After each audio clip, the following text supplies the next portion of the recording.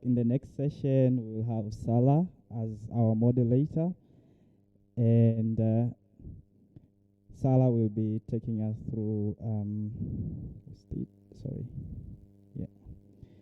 meet the OSM Foundation working groups. So yeah, the mic to Salah, and for the next 40 minutes, yeah, thank you, Salah, you're welcome. Thank you, and welcome to this afternoon session. So I'm Sarah Hoffmann. I'm on the board of directors for the OSM Foundation. If you want to know about the board of directors, that's the wrong session. Mathush will tell you about this in an hour or so. What we're going to talk about here is about all the volunteers who keep running the foundation. For this, we have a number of different working groups, and I'm really happy that there are people from the working groups here, and that they're willing to answer your questions and tell you a little bit more about the working groups. So if I can ask on the stage, Frederick Graham, he will talk about the data working group. Come on, we have seats for you. So you get the seats, I get to stand. Then we have Michael Spreng from the membership working group. We have Martin Reifer, who will talk about the SOTM working group. We have Anneli Vacario, who will tell us about the local chapters working groups. And finally, Donita Oroshiba, who will tell us about communications working group.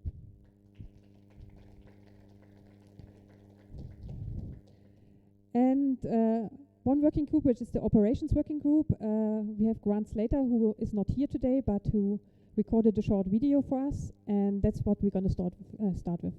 So here about the operations working group. Hello, Kenya. Habari Zenu. How are you? I'm Grant from the OpenStreetMap Working Group, and this talk is a quick introduction to what the OpenStreetMap Working Group is, who we are, and what we look after. So I thought I'd ask ChatGPT the most obvious question, what is the Operations Working Group? And it came up with this lovely image. It looks like a NASA launch center. Unfortunately, we may not quite be that fancy. Now, we do have servers, and we have servers all over the world. Amsterdam, Dublin, London, Oregon in the US. And we do manage them and look after them and the software that runs on them.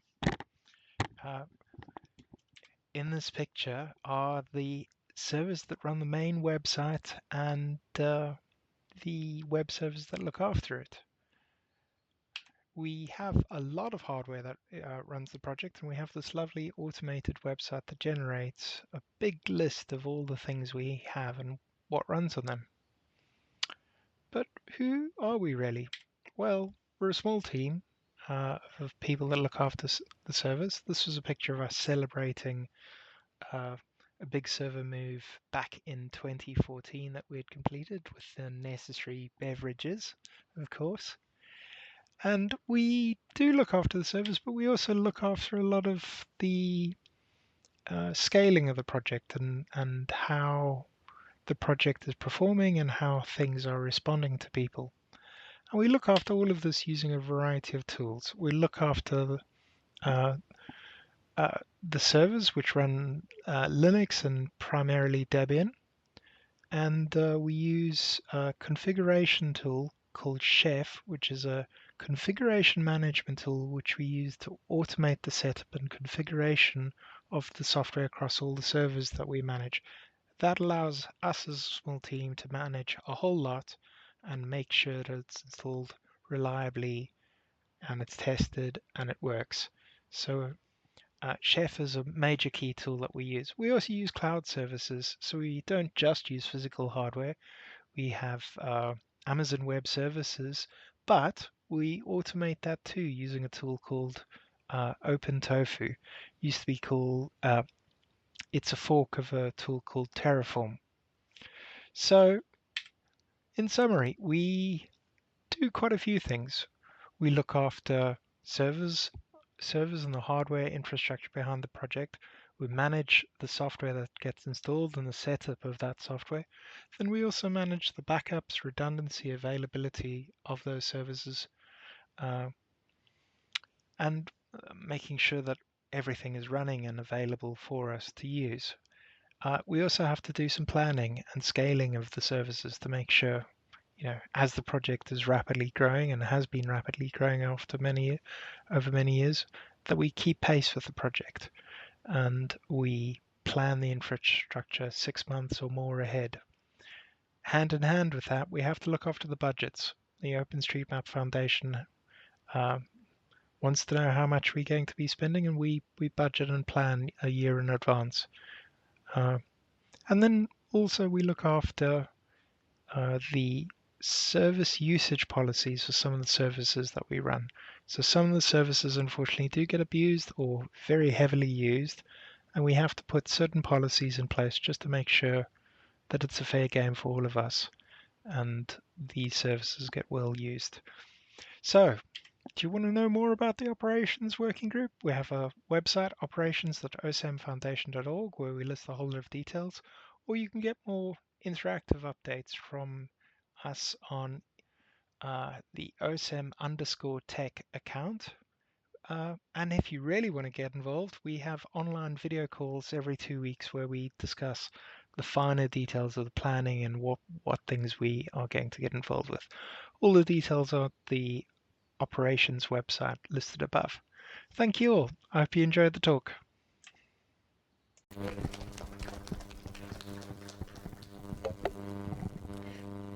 Yeah, I think we do questions after we had all the introductions. So the next is Frederick from DWG. All right. So I'm Frederick. I'm one of about 10 people on the data working group. And the data working group is probably the working group with the stupidest name of all of them, because we don't really deal with data all that much. We deal with people. We are the ones who handle conflicts between mappers when someone edits something and then someone else says, no, you shouldn't do that, and they change it back, and then they change it, someone else changes back and forth, so-called edit wars. And then we are the ones who say, okay, we are blocking your account until you have agreed among yourselves what you want to do. We are not the authority who decides what gets into OSM and what doesn't. We are basically enforcing the community consensus. And then if the community has agreed that a certain feature should be mapped in a certain way, and then someone doesn't like that and changes it and doesn't talk to everyone else, to other people in the community, then we might get involved and stop them from doing that. So that's one thing that we can do. Another that we're also busy with is fighting vandalism. Many of you might remember that in June this year we had a larger case of vandalism where all of a sudden Cyrillic messages were appearing on the map about Russians being bad people and so on. Those were the works of someone in Ukraine, obviously, and we had to block them and remove that vandalism and make sure that they can't sign up again and do the same stuff again. So these, that's vandalism is something that happens on and off. Large cases like the one that I just spoke of are rare. What happens more frequently is some teenager mapping some green field somewhere and putting some, this is where my teacher smokes his dope or something, and then we got to tell him, okay, welcome to OpenStreetMap, and we're happy for you to have your contributions, but please stick to the facts. So the data working group gets involved when the community can't fix these things themselves. Of course, we're happy. We are only called in when the community has already told someone, hey, please don't do that, and they still continue doing it. And the third thing that we do a lot of is basically represent the OpenStreetMap consensus to outside parties. So we often have people from the outside complaining hey, my private driveway is on your map and this removed immediately, otherwise I will call my lawyer and I will sue you into oblivion. And then we have a look at these things, and usually we tell them, you know, if your private driveway is visible on aerial imagery, then we have a right to map it, and just because it's yours doesn't mean we can't basically put this on our map, but we will then sometimes make a change and mark this as a private path on OpenStreetMap so that it doesn't appear on routing engines like outdoor apps and so on. So these are the three major things that we do. Mediate when mappers have conflicts among themselves, protect OSM against vandalism, and explain to outside parties why we won't delete something. Or sometimes we do delete something. When it's a copyright complaint, for example, someone comes and says, hey, someone has copied my map, which is against copyright, then we'll probably remove it. Yeah, that's what we do. As I said, we mostly deal with people and not so much with data. Of course, we have some tools that help us revert stuff or find out who exactly has made an edit and so on. But we are really only just the last resort to deal with these things, and many, many cases of vandalism and also problems with unresponsive mappers and so on are dealt with by the community themselves, and we are very happy that this is so, because we are only 8 people or a handful of people, and we can't deal with every problem in OpenStreetMap. So that was my part. Thank you. Thank you. Next is Michael from MWG. Yeah. Hi, everybody. I'm Michael, and I've been part of the membership working group now for a few years. So the membership working group, of course, deals with the membership of the OSMF. So the membership is important because it's kind of the highest authority for OpenStreetMap, for the project itself, because the membership elects the board. Our task is to tend to the membership register. The register is kept in CVCRM, which is an open source software. We have it's not the easiest software to to use, so we need to get used to it. Most things are automated, like when you sign up as a member. For most, this is working perfectly in the background. Of course, we also answer questions concerning the memberships, like if someone is not sure if his membership is still valid, or if the payment has gone through, which kind of membership they have. There are different types of memberships. So you have the normal members, which have to give their address. We have the associate members, which don't have to give that. We created that for privacy reasons. We also have free membership for active contributors. In the past, we had a lot of things to do with that, but thankfully that's also mostly automated, with the exception of non-mapping contributions. So that's also one thing we will then do. We will verify the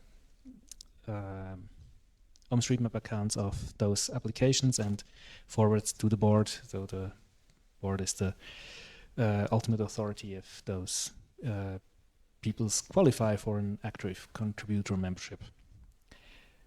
We also are tasked with increasing the membership, even though we didn't do much of that due to just manpower constraints. In the last time, you probably have seen it, we had quite some problems with CVCRM, unfortunately. A lot of things broke, and kind of all at the same time. We were not fast enough in fixing everything. So that has generated quite a lot of work. And with the external help, we could fix most of things, but now we have a huge backlog of inconsistent data, which we still need to work through. So that's also one thing we have to deal with. We have to coordinate with external help because we are not professionals with CVCRM. There we really need someone who has a background in this. Maybe a smaller part is dealing with the OpenStreetMap Foundation mailing list. It's not that much used anymore. It's a communications channel for the members amongst themselves, basically, where you could discuss about the foundation, about the future of the foundation, or about elections. And in the end, I would like to thank Dorothea. As I said, we are pretty tight in manpower, and Dorothea is always very kind in stepping in and helping us manage everything in the dire times when CBCRM fails again. Thank you. Thank you. So Martin Reifer will talk about the SOTM working group.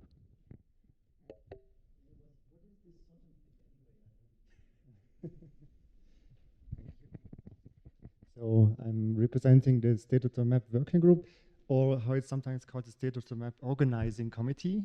And in short, we organize this conference. That's it. And how it works, we collaborate with a changing local team every year. So one part is more or less the same every year, but the second half changes from city to city. And while the local team focuses on everything that needs to be done on the ground, the working group is here to support the local team, but also to do everything else around the conference that needs to be done. For example, do communication and outreach, think about budgeting and finances, coordinating sponsors, coordinating scholars or travel grants that we have, maintaining the website, setting up the ticket system, and also preparing the video recording. In addition, there is also a program committee that is currently not part of the State of the Working Group, but is in close contact with it. And there is also an academic program committee. And now for organizing the conference, there are probably different phases. In the first phase, it's more like about the preparation, finding a suitable date, finding a logo, setting up the website, starting to acquire sponsors, and also starting a call for participation. And then in the middle phase, it's more like about evaluating the scholar applications. It's about creating the program of the conference. It's about to start ticket sales, and adding content to the website and do even more communication with outreach. And also at some point we have to book the catering and the social event. And yeah, that's basically it. And then there is also the hot phase shortly before the conference. That's probably where most of the work for the working group is located in. And there you have to closely collaborate with the local team to think everything about designing and printing t-shirts and other materials, also helping scholars to get to the conference, and the same for sponsors. And yeah, also video recording and streaming has to be set up. And yeah, also coordinating volunteers is also a big task. Now, how might you be able to help this working group? There are lots of different tasks, as you heard, to do. So lots of different skills are needed. And for example, there would be need help in designing, for example, a logo website, printed material, t-shirts, stuff like that. And if you're good with negotiating or talking to sponsors, that's also something that we could use any help with. Or help with admin work, like planning the conference, budgeting, stuff like that. Also the program committee, I guess, needs always more people. Help with the coordination of the travel grants would also be possible. If you're active on social media, the outreach could always be improved, I would say. So the more the better. And yeah, also during the conference, we need stuff.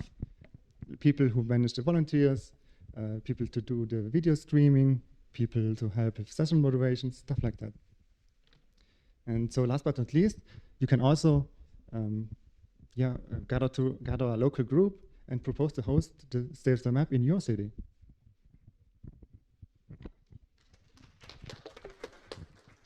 Thank you. Next, Annelie will talk about local chapters working group. Hi everyone, I'm Arneli from Local Chapters and Communities Working Group, and yeah, probably the longest working group name. It's a mouthful, LCCWG. But yeah, we're fun people.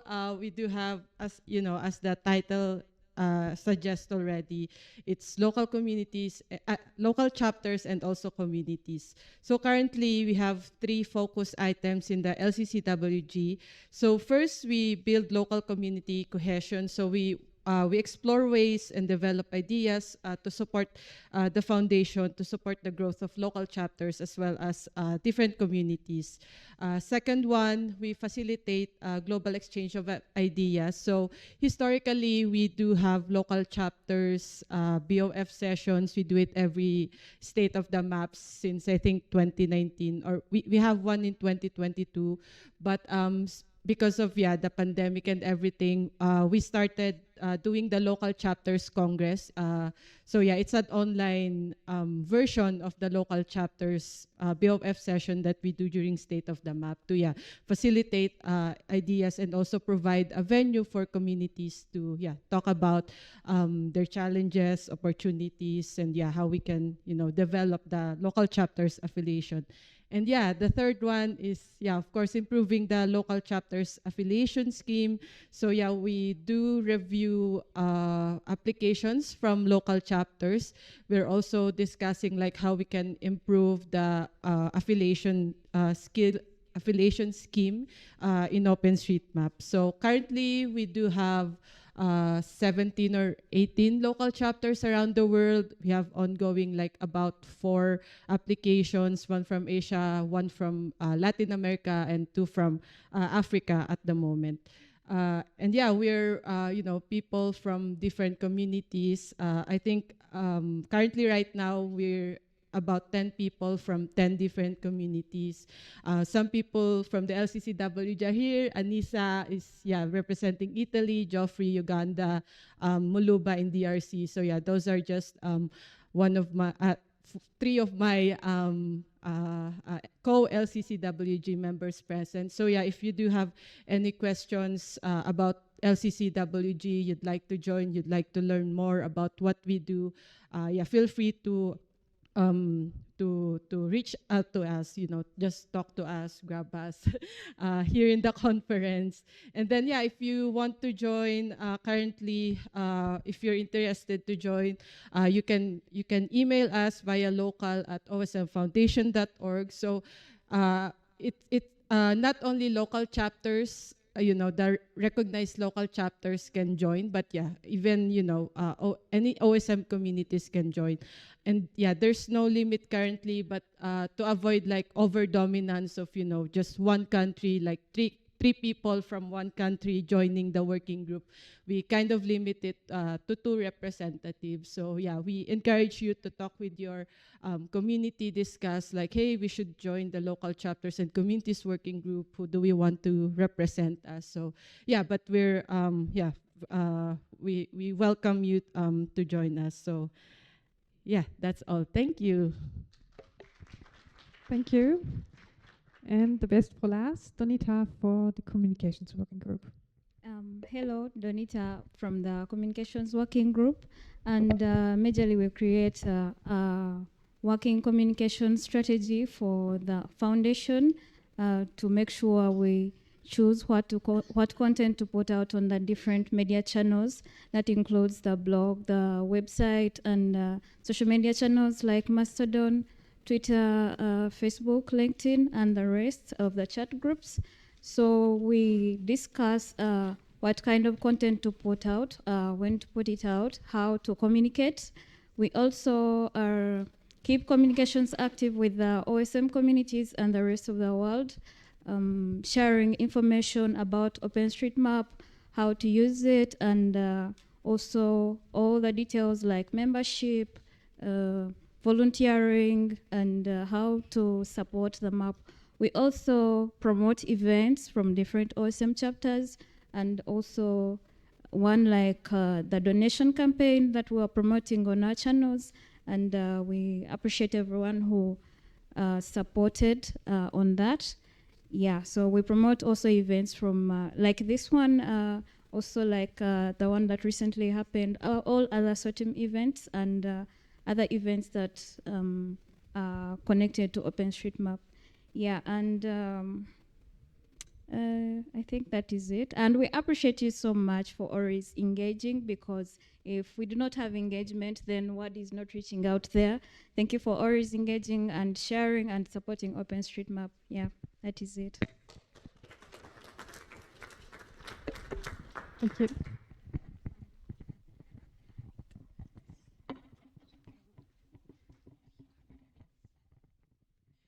Yeah, thank you everyone. And we are open for question now. Okay, Matish.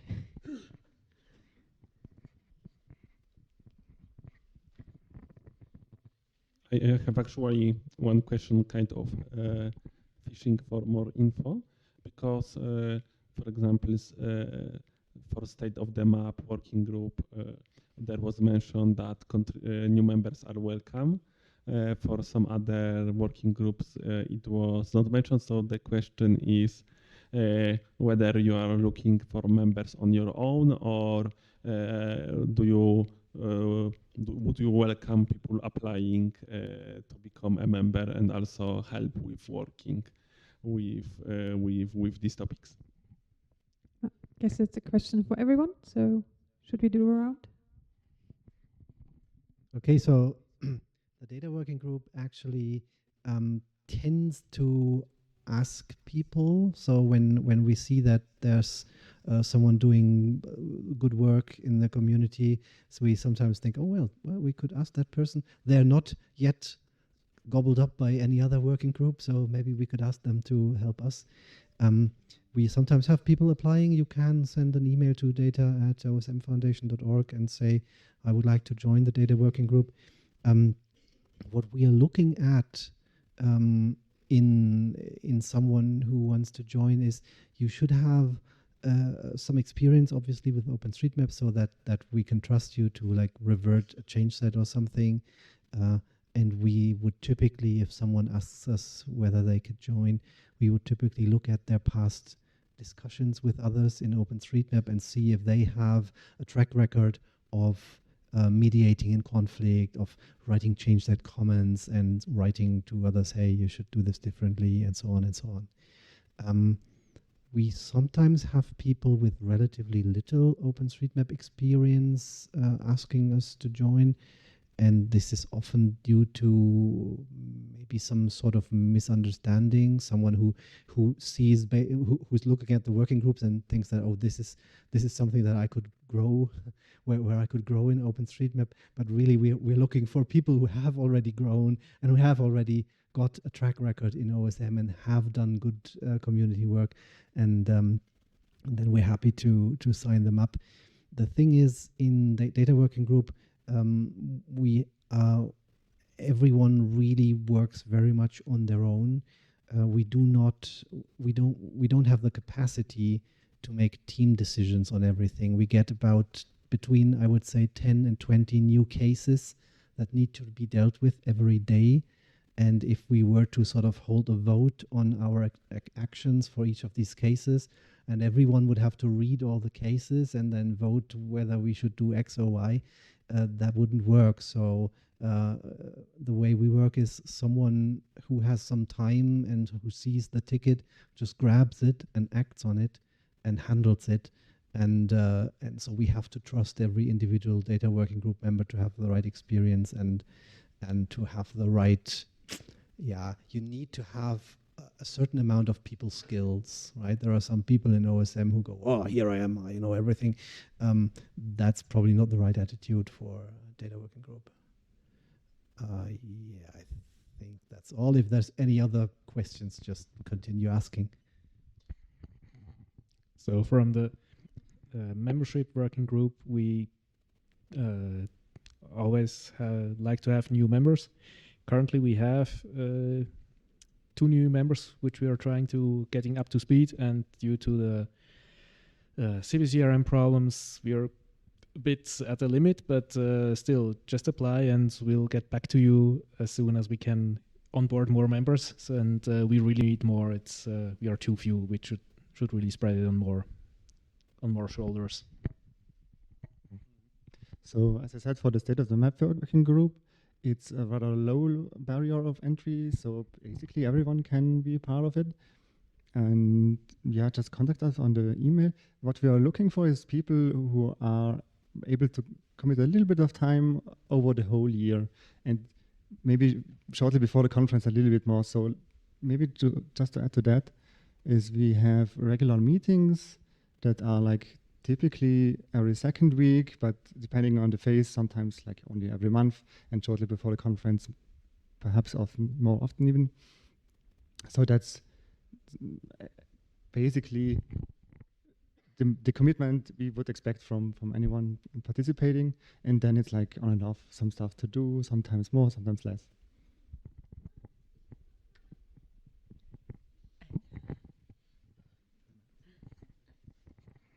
I want to invite the local team of OpenStream Kenya because they showed they have so much knowledge for organizing the conference. So you are welcome to join the organizing team.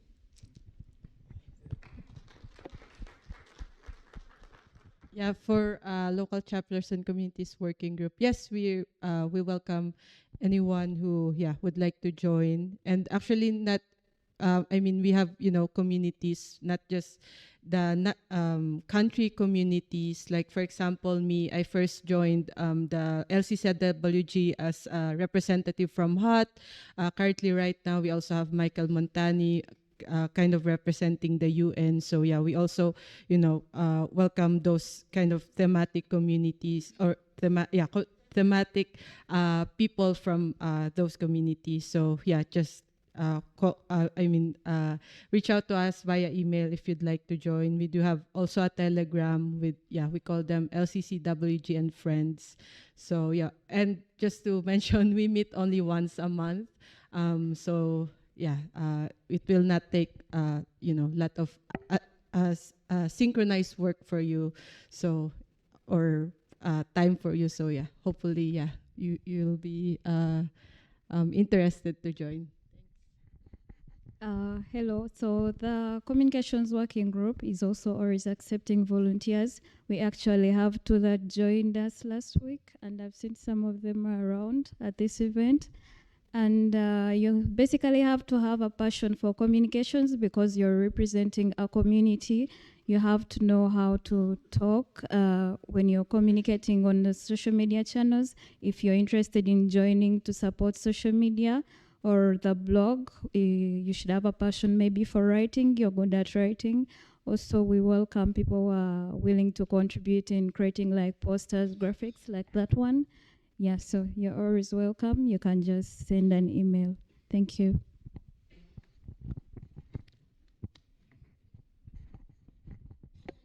Thank you.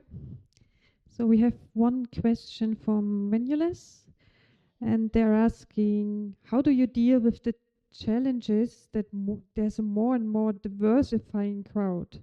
So different interests, commercial versus humanitarian versus private mappers and so on. Who wants to take this? What was the question? So, the diversifying crowd, so do you have different mappers? You have the commercial ones, and the humanitarian ones, and do you have different approaches of communication?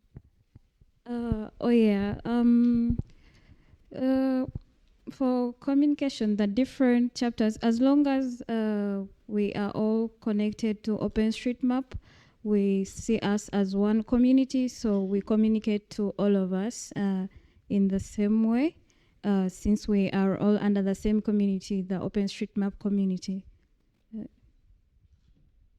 I'd like to take that on also because local chapters and communities, we're very diversified, and I think there's no versus. It's not a competition for us. It's we have different ideas that we can put on the table, that we can give our perspectives to for a certain topic. So I think it's also making sure that everyone has enough or has time to chime in if they want to add to a discussion, also respecting each other's time to while they talk, listening attentively, even though if it's online. So I've been with LCCWG since 2021.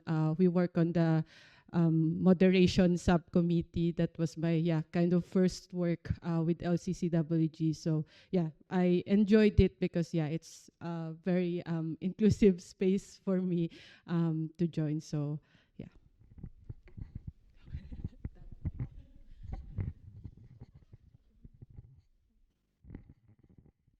Other questions from the auditorium?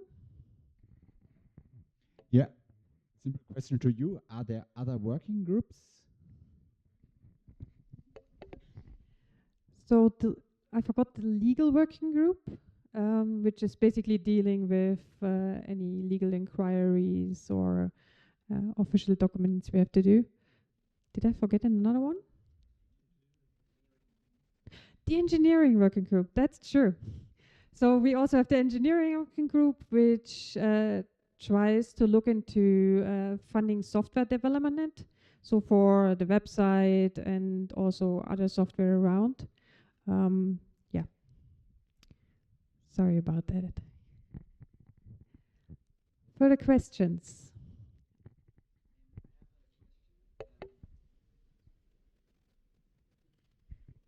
Yeah, I have the question of how do you communicate between the different working groups? Because I imagine sometimes a topic comes and it may relate to two of them.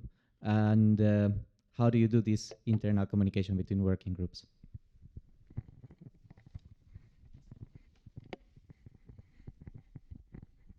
So at least what sometimes happens is that the same person can be part of multiple working groups, and that, for example, for communications, that makes it much faster to get stuff going.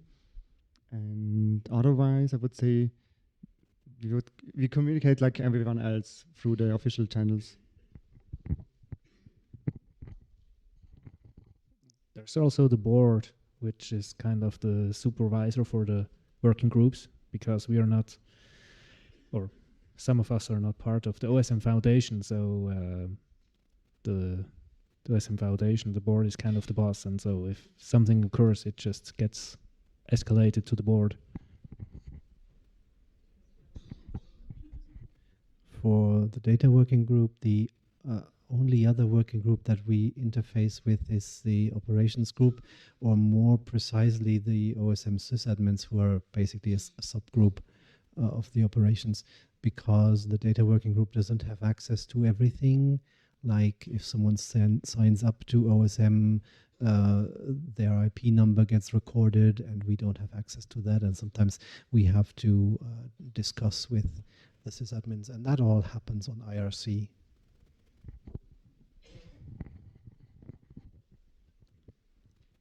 More questions? Yeah, I have a question. So from what I got is that being part of the working group is more of like volunteer, like you're volunteering. So I want to understand what keeps you motivated.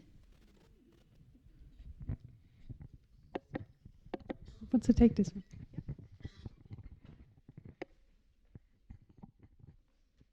Speaking for myself, personally, I love communications, and also I love interacting with communities.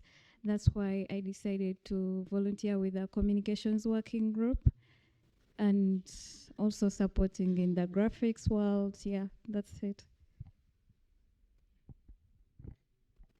Yeah, I think for me, same as Donitar. Yeah, just also a passion for communities. I'm actually not just in LCCWG. I also volunteer for the State of the Map working group as a communications. In the communications team. So and it just very fun. I think it the people also helps, like, you know, working with Christine, working with Martin, working with Anissa, like, yeah, I build connection with different people from across the globe. That's also like, and I think not just connection, but yeah, kind of, you know, making a friend from the OpenStreetMap community. So yeah, that helps with, yeah, not just the passion, but also the connection that I get from it.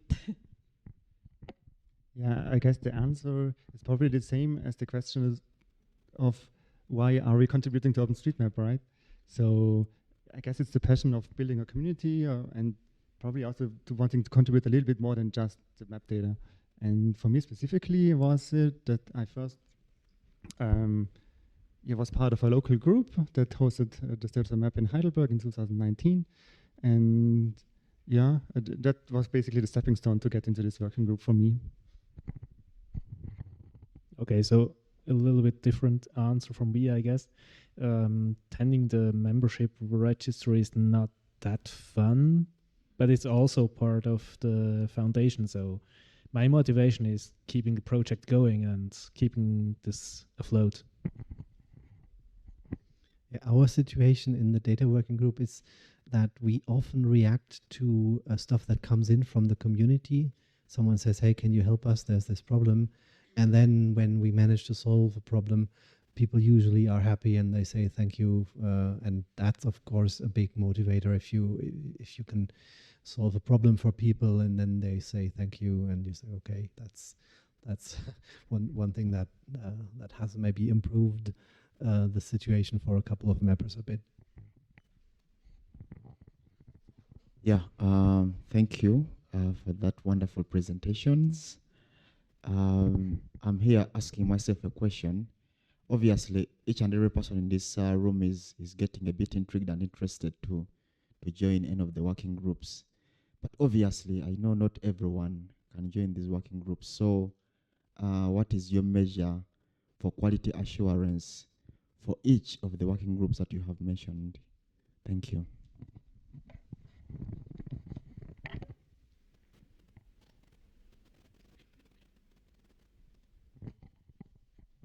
Do you is your question about how many hours per week or something someone has to spend on the working group, or because you said the measure for quality assurance? I'm not entirely sure what. Yeah.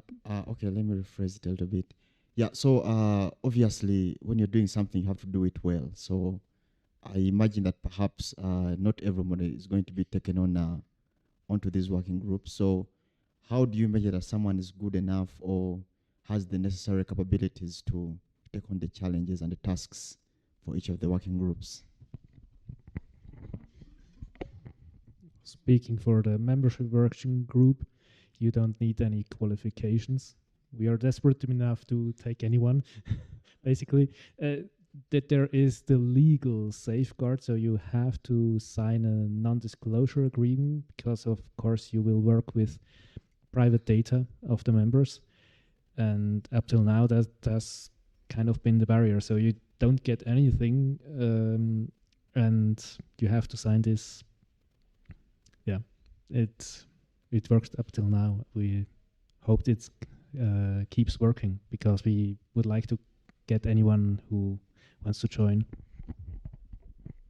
So for the Southern Working Group, it's more like that we don't have any rules or guidelines or quality measures for our members. It's more like that occasionally the focus of people shifts and they might have less time to contribute, and therefore people leave the group and new people come in. And luckily we have this yearly cycle, so after one state of the map is over, basically the next one, organizing the next one starts. And that's often also a good time to ask people, do you still have time to be a part of this working group? And yeah, that's how it usually goes.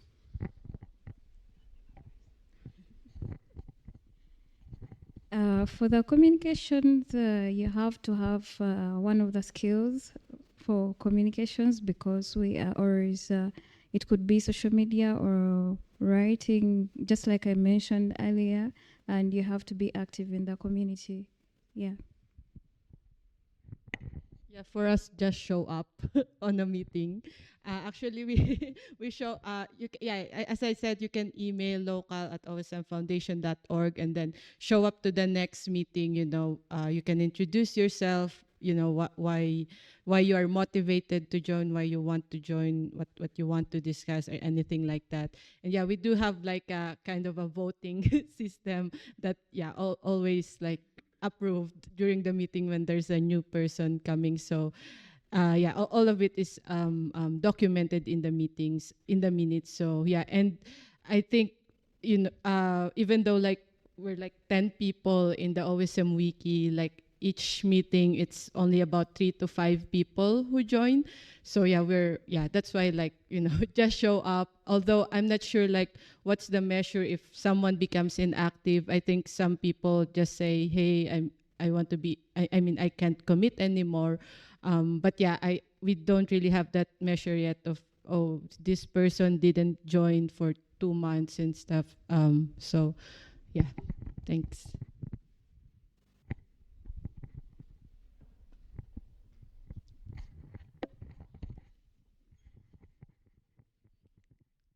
There's no more questions in venue list at the moment.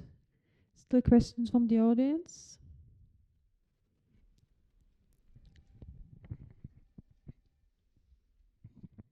Yeah. Do you enjoy the work in the working groups somehow? So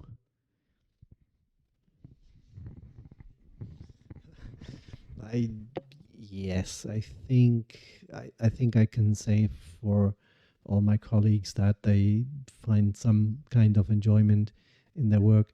Obviously, there are days when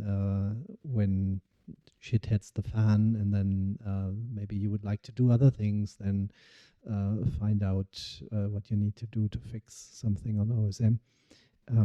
But on the whole, yes, I think it's a rewarding activity. We had kind of a difficult time, so at the moment, I don't know. I just want to burn CVCRM. No, but I mean, if everything's working, that's it's only little things to do, and it's fine. Yeah, obviously I enjoy it, especially because the conference is currently going on, and you see all the results from the work you put in before. And yeah, obviously also sometimes you have a little bit of frustration occasionally, but I would say overall it's a very rewarding profession. Yep, I enjoy it too. I enjoy it too.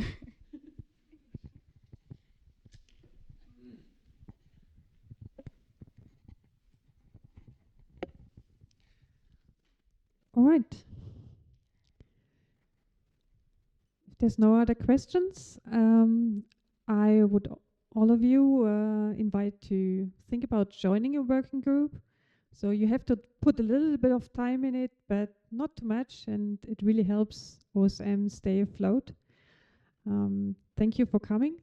Thank you all for this last minute panel, and enjoy the conference.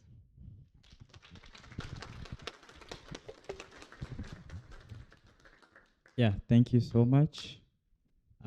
Another hand of applause to the panelists.